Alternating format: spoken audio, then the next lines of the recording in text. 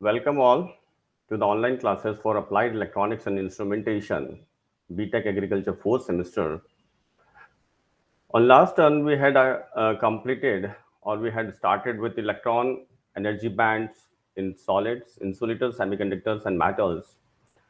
Now, we had also discussed that semiconductor P and N type semiconductor drift and diffusion current, PN junction diode.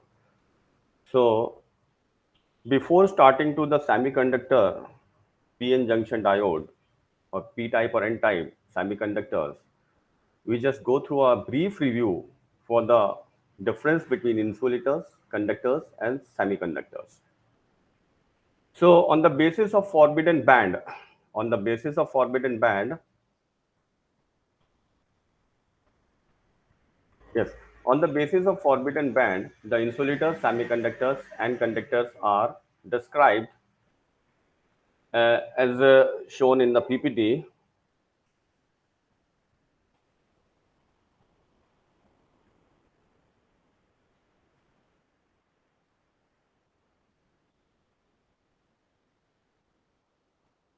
Yes, I show the PPT to you. Yes, as shown in the PPT, in case of insulators, the forbidden energy band is very wide.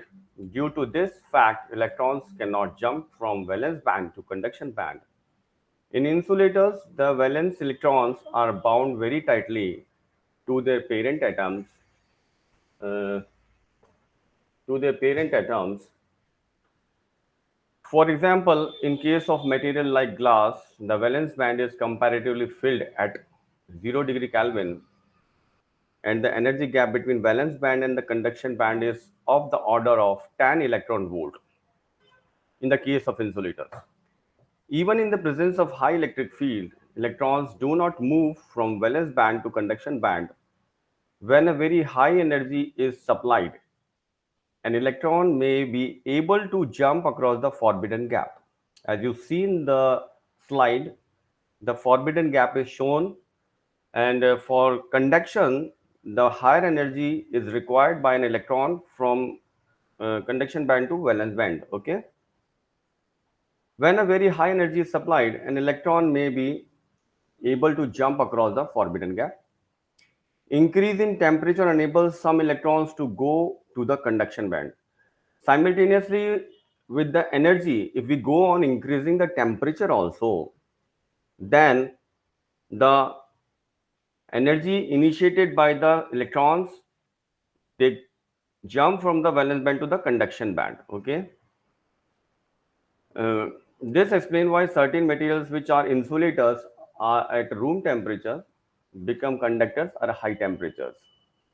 The resistivity of insulator is of order of 10 to the power 7 ohm meter. Now, if you see the semiconductors, the energy band between the semiconductor, in semiconductor, the forbidden band energy gap is very small. Germanium and silicon are the examples of semiconductors.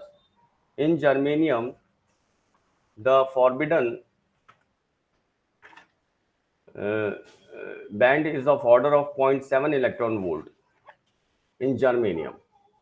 While in case of silicon, the forbidden band is of order of 1.1 electron volt. Actually, a semiconductor is material in one whose electrical properties lies between insulators and good conductors. At 0 degree Kelvin, there are no electrons in conduction band and the valence band is completely filled. When a small amount of energy is supplied, electrons can easily jump from valence band to conduction band. For an example, if temperature is increased, the forbidden band is decreased so that some electrons are liberated into the conduction band. In semiconductors, the conductivities are of the order of 10 to the power 2 mho meter. Okay. Now, if I am talking about the conductors, in case of conductor, there is no forbidden gap. That means valence band and the conduction band overlap to each other. Here, plenty of free electrons are available for electric conduction. The electrons from valence band freely enter into the conduction band.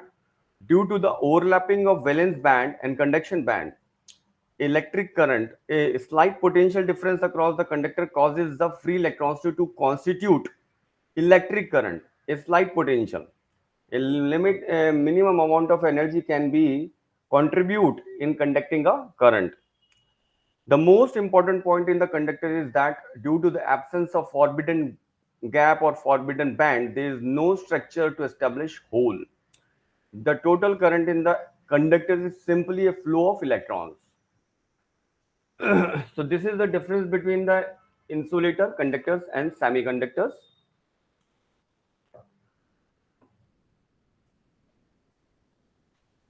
Now come to the semiconductors. Now semiconductors, it is observed that that certain substances like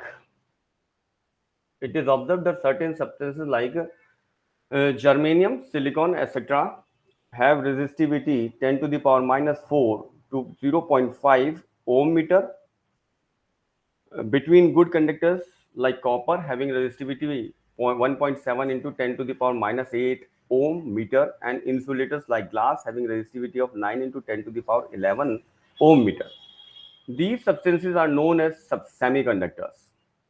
Thus, a substance which has resistivity in between conductors and insulators is known as semiconductor. Here it is a natural to think that why a semiconductor cannot be regarded as resistance material. The answer is that nichrome, one of the most resistance material, has resistivity 10 to the power minus 4 ohm meter, which is much lower than germanium 0.6 ohm meter.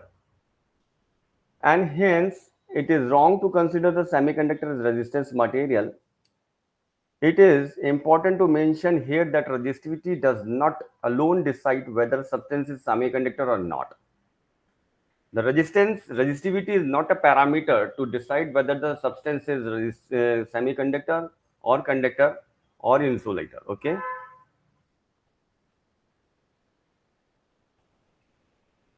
Now, yes, according to this slide, according to the graph, here the description is that uh, it is important to mention here that resistivity does not alone decide whether there is substance semiconductor or not. In fact, there are a number of other peculiar properties which distinguish semiconductor from conductors, insulators, and resistance materials. And semiconductors basically of two types. First is pure semiconductor, second is impure semiconductor, also known as intrinsic type semiconductors and extrinsic type semiconductors. Intrinsic type semiconductors are the pure semiconductors, or extrinsic type semiconductors are known as the impure semiconductors. In extrinsic type semiconductor, there are two types of semiconductors. One is P type semiconductor, second is N type semiconductor. Now, semiconductors have the following properties. Semiconductors have the following properties. They have resistivity less than insulators and more than conductors. The resistance of semiconductor decreases with the increase in temperature. Very important point. The resistance of semiconductor decreases with increase in temperature and vice versa. They have negative temperature coefficient of resistance. That's why they have negative temperature coefficient of resistance. For example, germanium is an insulator at a low temperature, while it becomes a good conductor at high temperatures. When suitable metallic impurity like arsenic, gallium, etc. is added to a semiconductor, its current conducting properties change appreciably. This is the most important property.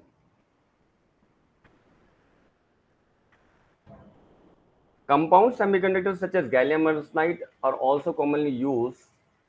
The single element semiconductors are characterized by the atoms with 4 valence electrons. Silicon is the most commonly used semiconductor. Now, semiconductors are extensively used in the electronic circuits. For example, transistors devices has replaced bulky vacuum tubes in almost all applications. Transistors are only one of the family of semiconductor devices. Many other semiconductor devices are now becoming more popular. Now, if I'm talking about the energy band, which I had already discussed, so I just repeat it once again.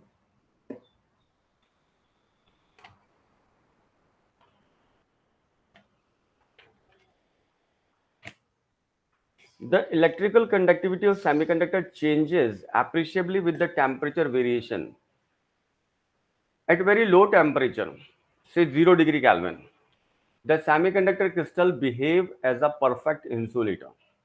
Since the covalent bonds are very strong and no free electrons are available, in terms of energy band, there is a large energy gap between valence band and conduction band.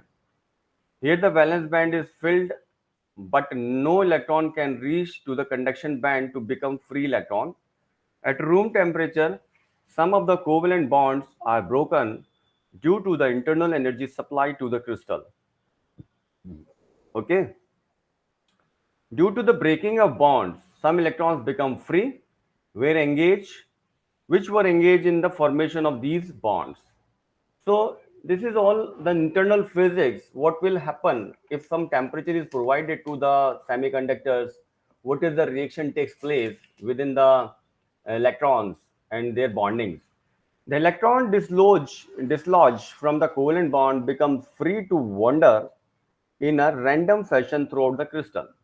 The absence of electrons in the covalent bond is represented by a small circle. If we see the diagram in the last slide, there you find that the uh, hole, that is the small vacancy is created. If free electron is not there, then we represent that vacancy by a small circle and it is known as hole. Okay. This empty place or vacancy place left behind in the crystal structure is called hole. Since an electron has a unit negative charge, the hole carries a unit positive charge. The importance of hole is that it may serve as a carrier of electricity in same general way as the free electron. So, if we just go to the mechanism of conduction in electrons and holes.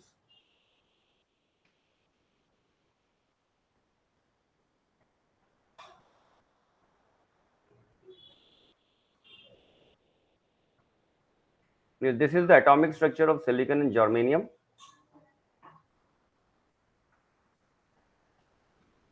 Now, mechanism of conduction in electrons and holes.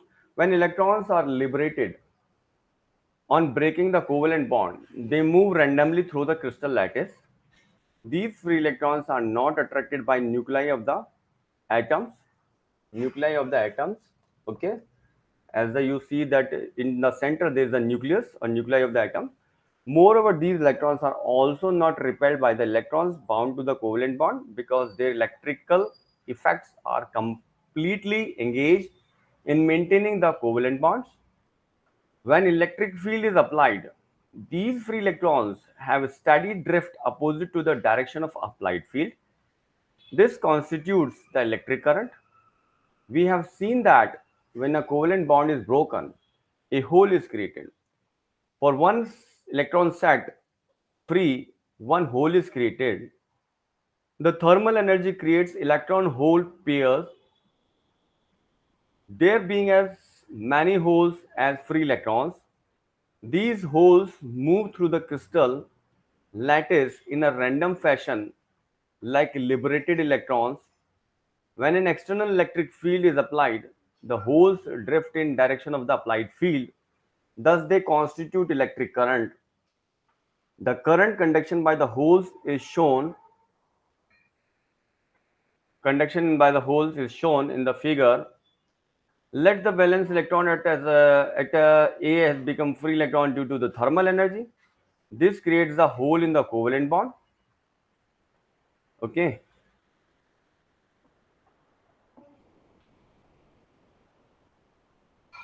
When atoms combine to form a solid crystalline material, they arrange themselves in a symmetrical pattern. The atoms within the crystal structure are held together by covalent bonds, which are created by the interaction of valence electrons of the atom. Silicon is a crystalline material. Figure shows below shows how each silicon atom positions itself with four adjacent silicon atoms to form a silicon crystal. This is the figure. Okay.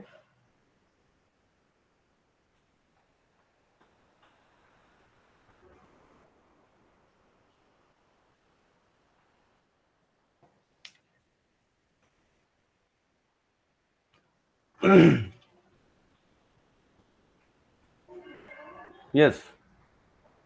This is the pure semiconductor or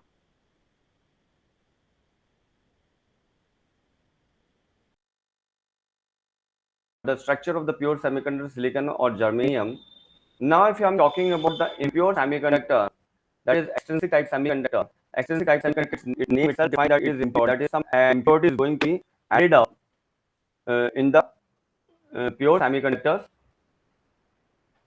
So, if we just review back the P type and N type semiconductors,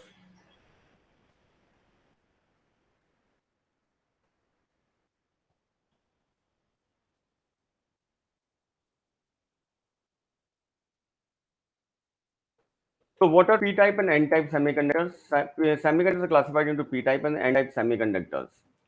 So basically, uh, it is depending on the impurity what we added to the extrinsic semiconductor can be added into two classes. Okay, one is N-type semiconductor, second is P-type semiconductor.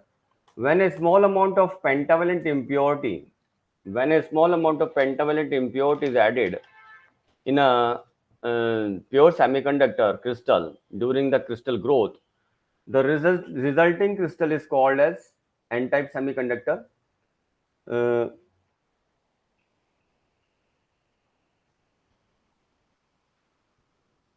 as you add the impurity, that is in N type, what we are doing, we are adding fifth group of element into the fourth group of element. Okay, so uh, when arsenic atom fits in the germanium crystal in such a way that its four valence electrons form covalent bonds with the fourth germanium atom, the fifth electron of arsenic atom is not covalently bonded but it loosely bonded to the parent arsenic atom. This electron is available as a carrier of current.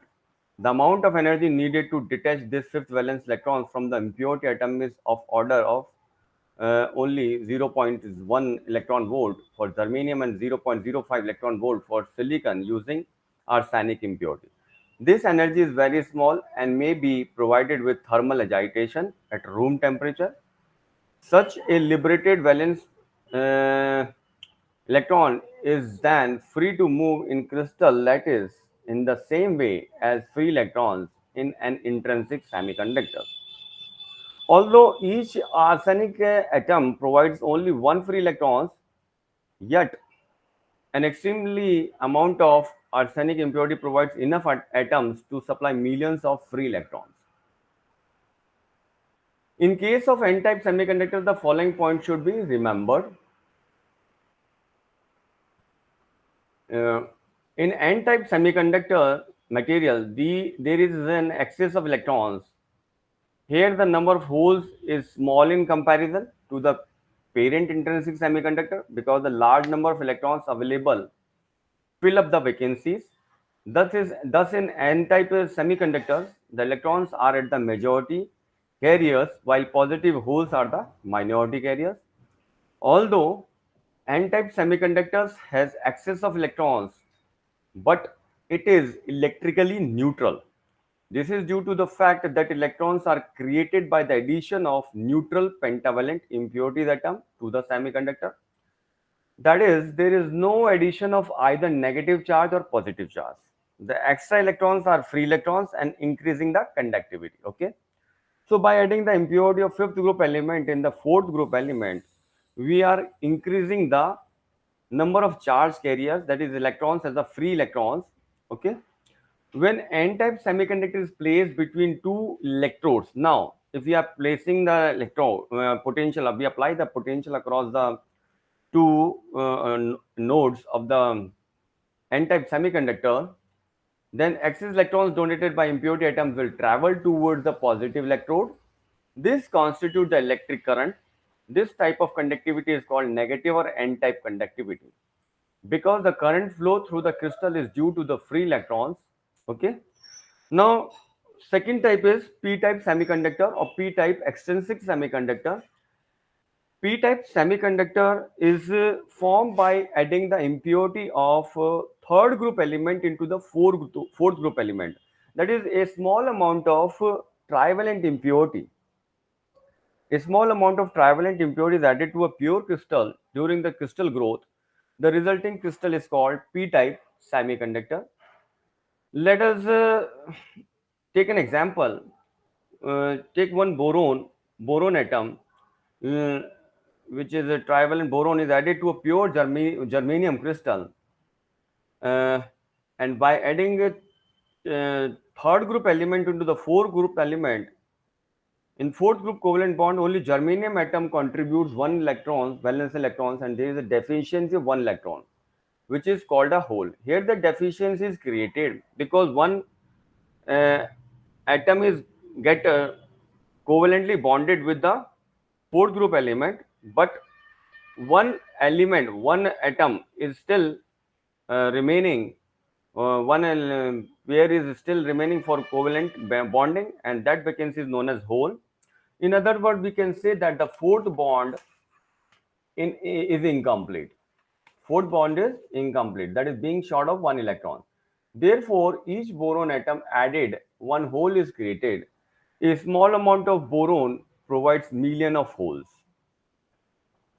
However, there are few conduction band electrons due to the thermal energy associated with room temperature. In the complete covalent bond, in the complete covalent bond, the remaining fourth electron of germanium atom also tries to form a covalent bond. Actually, does so by taking the advantage of the thermal motion. It steals an electron from the neighboring germanium atom, continues, and the whole moves about in random way due to thermal effects.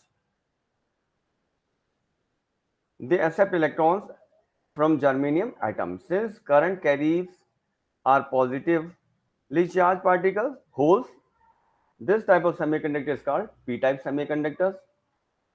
And there are some points should be remembered in p-type semiconductor. In p-type semiconductor material, the majority carriers are the positive holes, while the minority carriers are the electrons. Okay. The p-type semiconductors remain electrically neutral as the number of mobile holes under all conditions remains equal to the number of acceptors. When an electric field is applied across the p-type semiconductor, the current conduction is predominantly by the holes, not by the electrons, because the holes are here in the majority charge carriers. Okay, here the holes are shifted from one covalent bond to another covalent bond. As holes are positively charged, they are directed towards the negative terminal and constitute the hole current. The current flows more slowly than electron current in n-type semiconductor.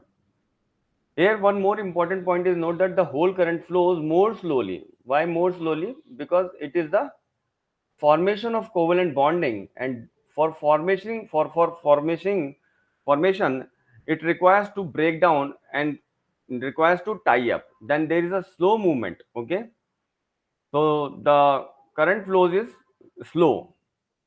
In p-type conductivity, the valence electrons move from one covalent bond to another covalent bond, unlike the n-type where current conduction is by the free electrons.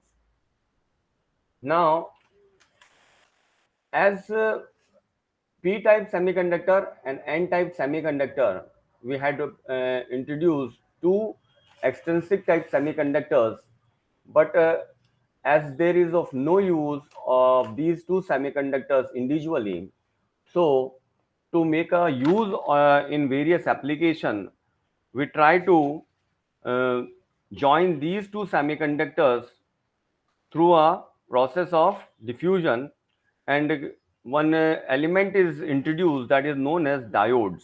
Okay, so when you just form a diode is an semiconductor device or semiconductor element which is widely used in the so many applications in electronic media or electronic um, utility. Okay. So to study the diode, electronic device created by bringing together a p-type and n-type region with the same semiconductor lattice, and the diode is used in many applications like rectifiers, LEDs, and so many use of diodes are there. It is a two-terminal device consisting a p-n junction formed either in germanium or silicon crystal. When p-type material is intimately joined to n-type, a p-n junction is formed. In fact, merely joining of the two pieces, a p-n junction cannot be formed because the surface films and other irregularities produce major discontinuities in the crystal lattice or structure. Therefore, a p-n junction Therefore, a p-n junction is formed from a piece of semiconductor by diffusing p-type material to one half side and n-type material to the other half side. The plane dividing the two zones is known as junction. Okay, a p-n junction. You see thus in a slide that a middle layer is shown to you. This is known as the junction. A p-n junction is illustrated in figure shows p-type and n-type semiconductor pieces before they are joined in the figure. Now, p-type has negative acceptor ions and positive charge free low holes which move about on p side. Similarly, n-type semiconductor has positively donor ions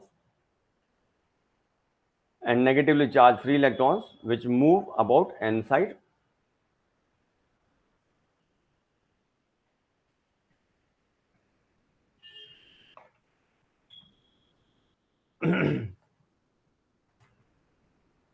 As p-type material has high concentration of holes and n-type material has high concentration of free electrons, and hence there is a tendency of hole to diffuse over n side electrons to p side.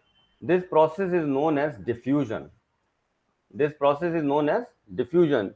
So due to diffusion, some of the holes from p side cross over to n side where they combine with electrons and become neutral. Similarly, some of the electrons n side from n side cross over to n side for combine with electrons and become neutral. Similarly, some of electrons from n side cross over to p side where they combine with holes and become neutral. Thus, a region is formed which is known as depletion layer or charge free or space charge. Charge free region or space charge region because there is no charge available for conduction. The diffusion of holes and electrons continues till a potential barrier. Okay. Now, working of diode. The diode is working in two conditions where one is the forward bias and second is the reverse bias. So in order to consider the working of diode, we shall consider the effect of forward bias and reverse bias across the PN junction. So that's for today. Thank you. We will continue in the next lecture, that is the working of diode.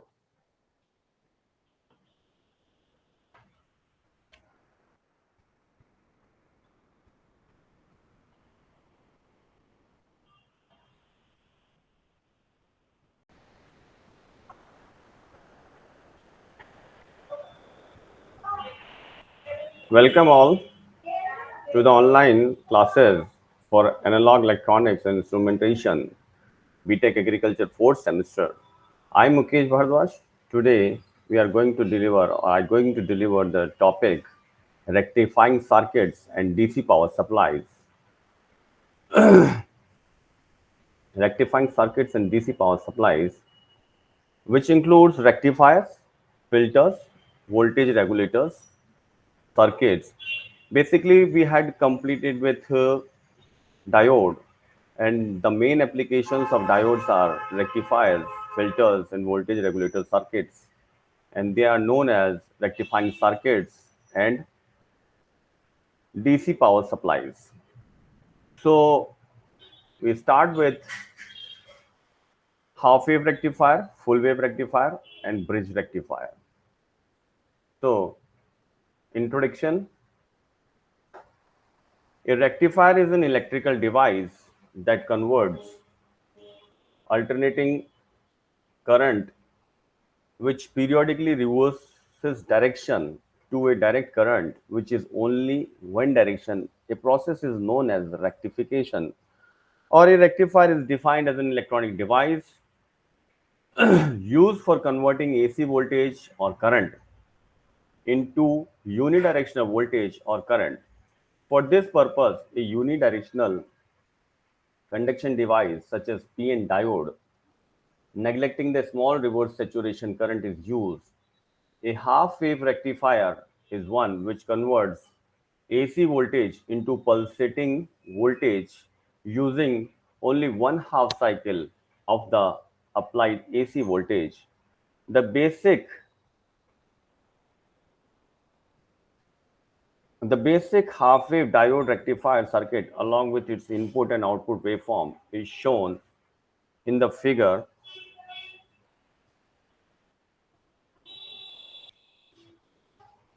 is shown in the figure. In half wave rectification, either the positive or negative half of the AC wave is passed, while the other is blocked. Other half is blocked. Because only one half of the input waveform reaches the output, it is very inefficient if used for power transfer. This is the block diagram which shows the half wave rectifier. As we know the property of diode works like a or behaves like a valve.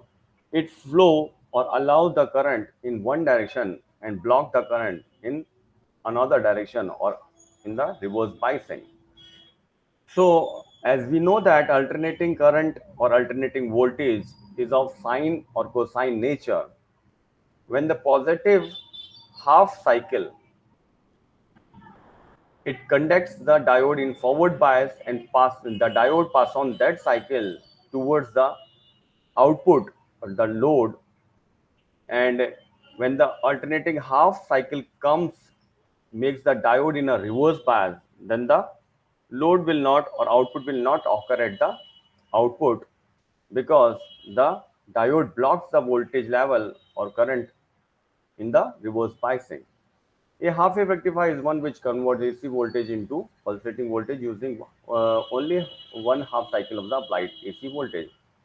The basic half wave diode rectifier circuit along with the shown in figure.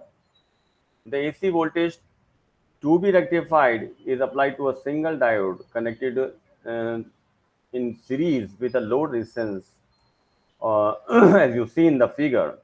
When it required to step up or step down the input voltage, a power transformer is used. A power transformer is also used to step up or step down the voltage, which is not shown in the figure.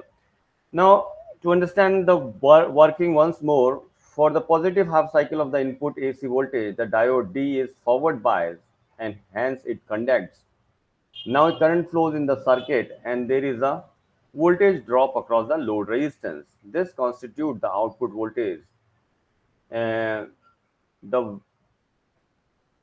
wave form of the diode current or load current is shown in figure. For the negative half cycle, the diode D is reverse biased and hence it does not conduct. Now, no current flows in the circuit, that is, ID is equals to 0 and voltage across the output is equals to 0. Thus, for negative half cycle, no power is delivered to the load. It is obvious from the figure that It is obvious from the figure that the output is not steady DC but only a pulsating DC wave when it is measured by a DC meter. It shows some average positive value both for voltage and current. The output waveform can be observed with the help of an oscilloscope by connecting it across the load resistance RL. Since only half cycle of the input wave is used, it is called half wave rectifier or half wave rectification. Under the head of analysis of the half wave rectifier, we shall consider the following points. We shall consider the following points: the DC output current, the DC output voltage, RMS current and RMS voltage, rectifier efficiency, ripple factor, and regulation. These are the some parameters which need to be discussed for under the analysis of half wave rectifier. That is the DC output current, DC output voltage, RMS current, and voltage, rectifier efficiency. What is the half wave rectifier efficiency?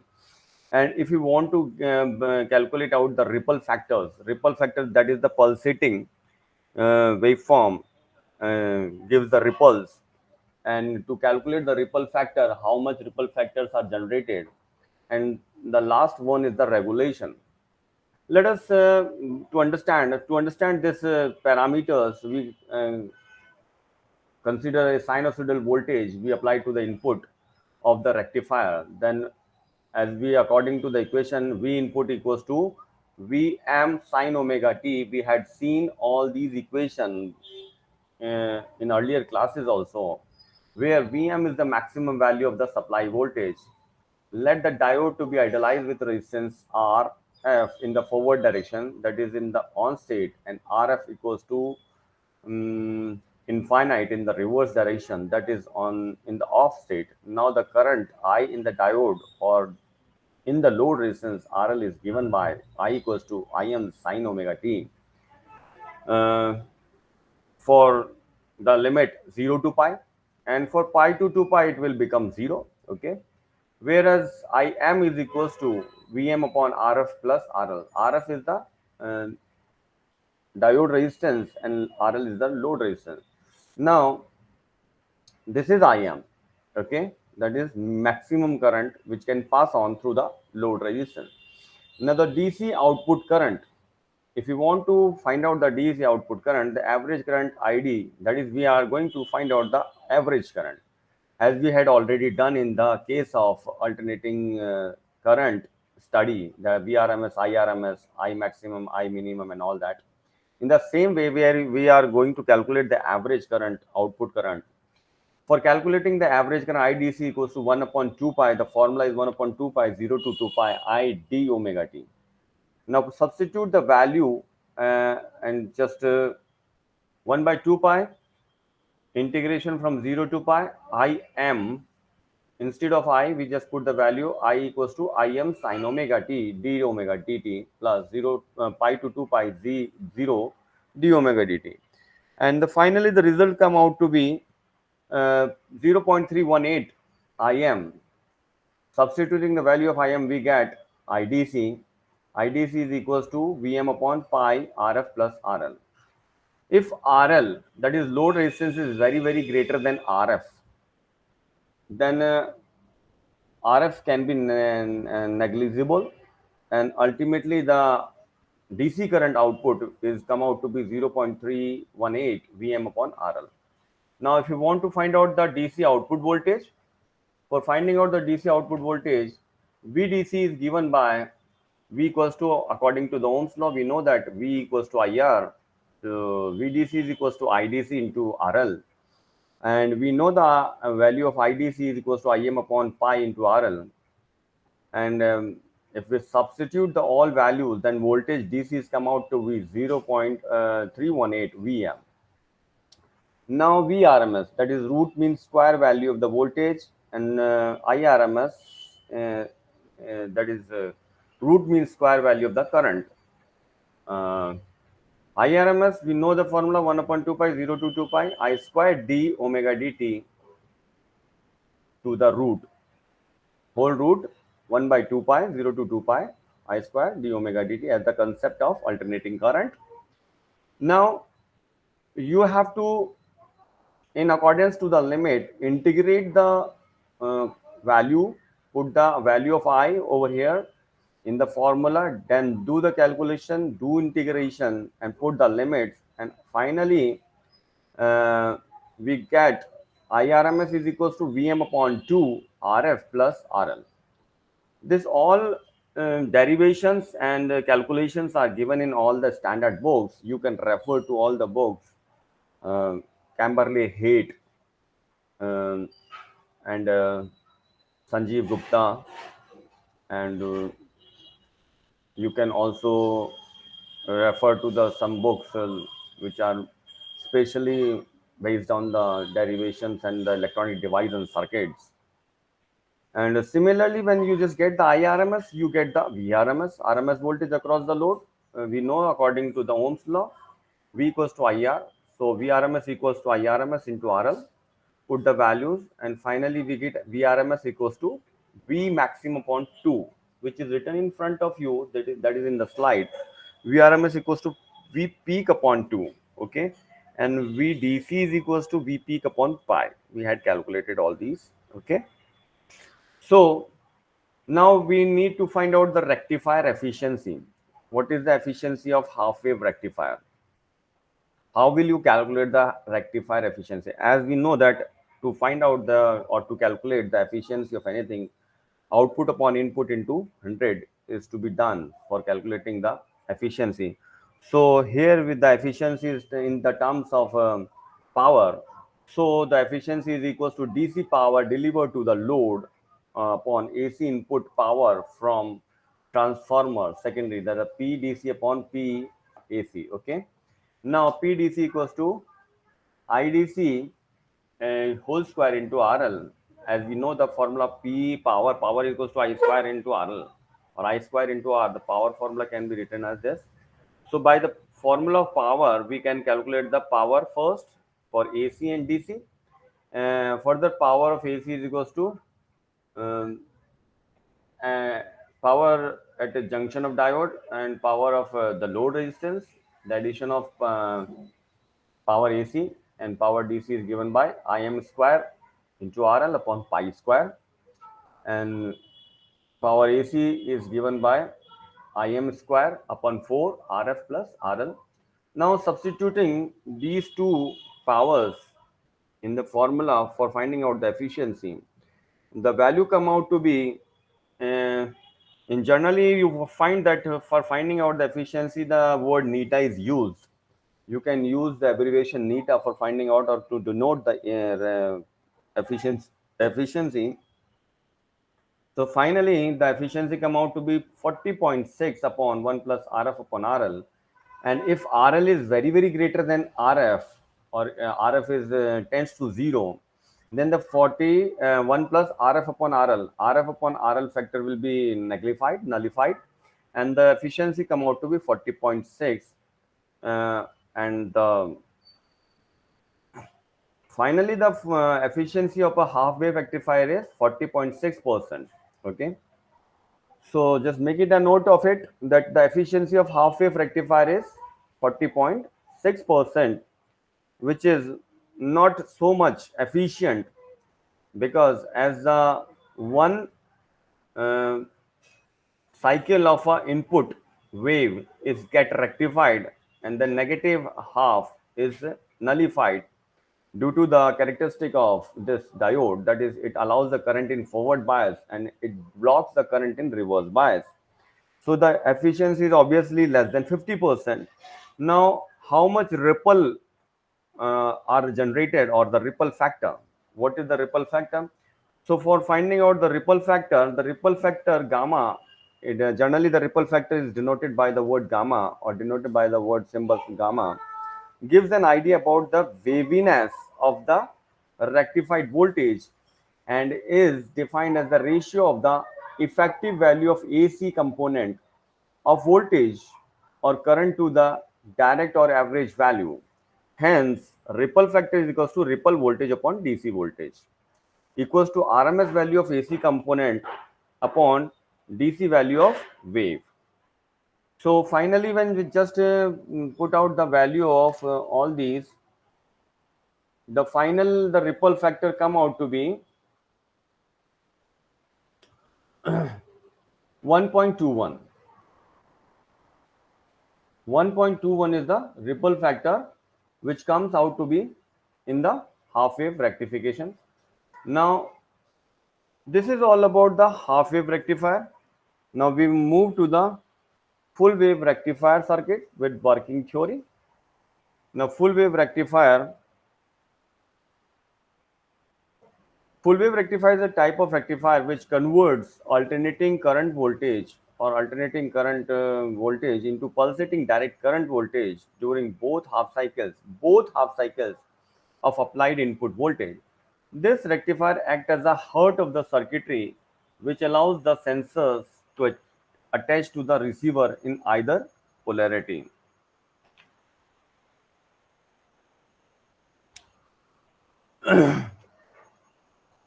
to the either polarity. Full wave rectification for single phase AC, if the transformer is center tapped, then two diodes back to back, that is anode to anode or cathode to cathode, can form a full wave rectifier. This is the full wave rectifier using transformer and two diodes. This is the circuitry diagram for full wave rectifier. As you see that the arrangement of diodes is back to back to get the full wave rectification. In full wave rectifier, both the half cycle of input are utilized with the help of the diodes working alternatively.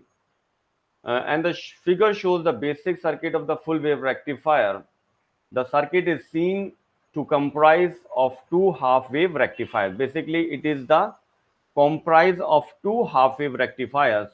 Now, if we understand the working from the figure, when a DC, when an input AC, sorry, when an input AC supply is switched on, the ends of the transformer secondary become positive and negatively alternatively. During positive half of AC input, terminal M is positive, uh, G is at zero potential and N is at negative potential. Now diode D1 is forward bias, that it conducts and causes a current into a load resistance R. Diode D2 remains non-conducting, being reverse biased during the negative half cycle. Now terminals of the transformer become positive. G is at zero potential and M is at negative potential. During this cycle, diode D2 conducts and current I2 flows in the circuit through the load resistance R. Diode D1 is non-conducting. Thus, the current flows through RL or R load resistance in the same direction from A to B in both half cycles of the AC input. It is obvious from the figure the frequency of the rectified output voltage is twice the supply frequency. In a circuit with non-center tap transformer, four diodes are required instead of one diode, instead of one indeed for half wave rectification.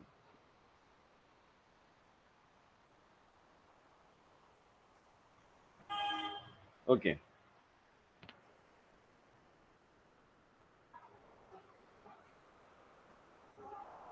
This is known as a bridge rectifier or a full wave rectification. That is full wave rectifier, as I see in the last slide. That is, this is the full wave rectification where two diodes are there. And if we are going to analyze these full wave rectifier with two diodes, we come to know the following points, that the DC or average current come out to be 0.636 im, or output voltage is equals to come out to be 0.636 im into RL, and RMS current is equals to im by root 2. And if we talk about the efficiency of this rectifier, the rectifier efficiency of a full wave rectifier, after putting the values and doing the calculations, it come out to 81.2%. Okay, and if you find out the ripple factor, then ripple factor come out to be 1.11. As in the case of half wave rectifier, the ripple factors are come out to be how much? It come out to be 1.21, and in case of full wave rectifier, it come out to be 1.11. That is some of how the ripple factors decrease on. Okay.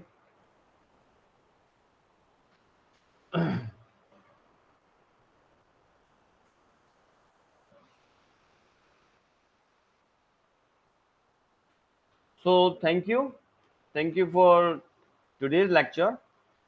In next lecture, we are going to continue with bridge rectifier and filters in continuation to the rectifying circuits. Thank you to all of you.